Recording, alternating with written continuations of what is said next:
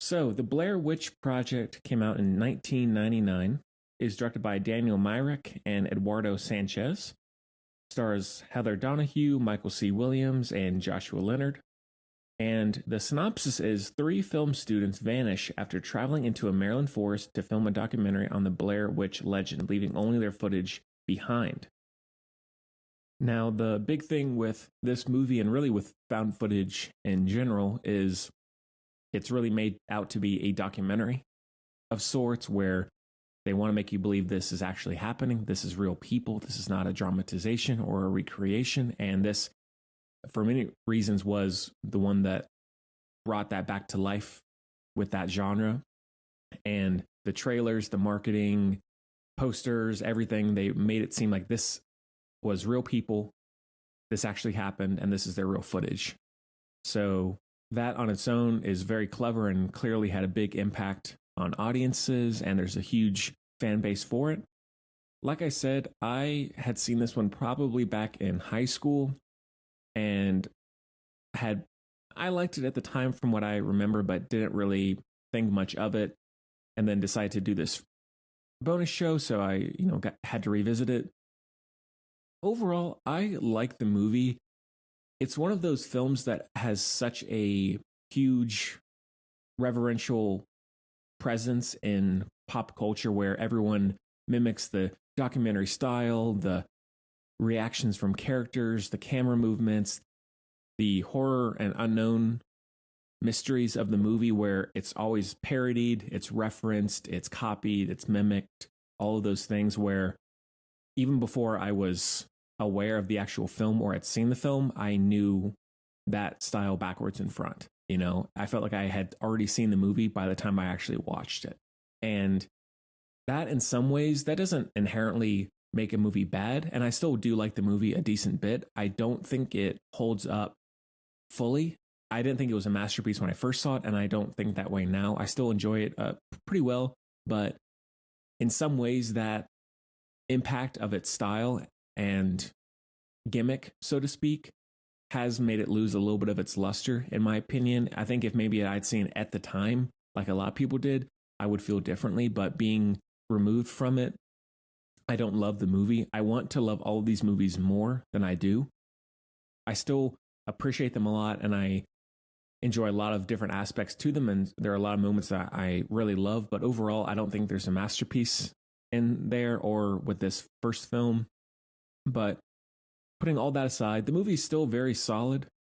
Its documentary style and filmmaking is very clever, and it's hard to really think about that being so big when it first came out because it's been so copied over the years. But I can imagine having seen other films in that originality and concept that make its impact, and looking back and, oh yeah, that was such a big influence on movies. I can imagine how it would be with this movie back in 1999. But in some ways, I don't mind that you don't see anything in terms of the witch in this movie. I don't mind the unknown. I don't mind that it's mostly just, where are they? Where is she? What's going to happen next? I like that stuff. Nevertheless, the first half or so kind of drags. I feel like maybe because I do already know what's coming backwards and front, it's not as suspenseful. There is one thing that I've read some other people have issues with, which is the characters, and some people find the characters to be annoying, and that's a detractor. I agree with that. I don't mind having a horror film where characters are obnoxious or aggravating, because in the end, I know most of them are probably going to die at some point, and I get that it's all about the kills and the deaths a lot of time in these movies, so I don't mind that. However, at the same time, with this movie, you're stuck with those three characters the entire time. There's no break. There's no cutting away to the villain. There's no cutting away to other friends or families or groups that were a part of it. It's, you are stuck with those three people. And if you don't like spending time with them, you can't do anything about it. It's 90 minutes of that. So I can understand if that is not a detractor for you, that's fully understandable, because I think there are plenty of movies that maybe have a similar style or concept that I don't mind those characters being there or being stuck with those characters. But revisiting it after all this time, they are just a little draining. I don't really cling to them that much. I don't really care about them. They are at 11 out of 10 all the time, really. And so, in that way, for whatever reason, that doesn't totally hold up for me. And I don't enjoy the journey as much as I wish I would.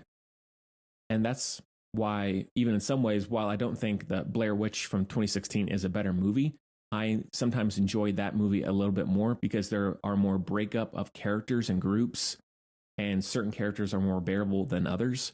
Whereas in this, I feel like all of them are really obnoxious and tiresome. So that's not a huge issue for me in this kind of movie, but I couldn't help but feel that way when I was revisiting it.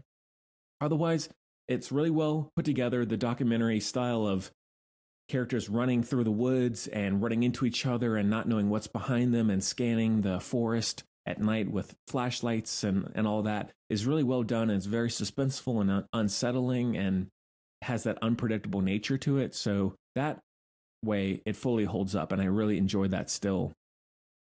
The last 20 minutes or so is probably my favorite part, and I think that's generally the consensus. The house, the look of the house, the interior of the house, all of that stuff I love. And that's also my favorite part of Blair Witch, the 2016 film. To me, that part, maybe because it's so contained, whereas when you're in the woods, it's so open. There's not a lot of variety in terms of visuals or the possibilities of people being snuck up on or scares, anything like that. The house makes a little bit more intimate and scary and unsettling.